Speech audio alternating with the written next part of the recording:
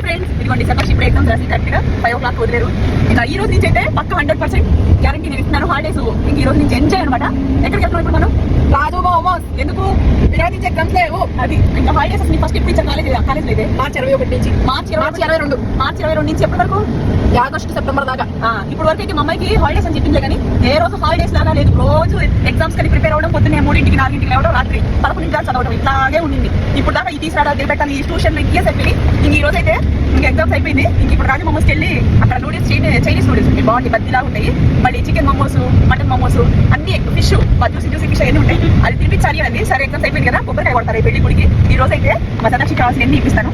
అందరం మేము తింటామంటే నేను తిన్నాను. మరి ఏమో సిచ్యువేషన్ అక్కడ చేసి boy friends, all the best.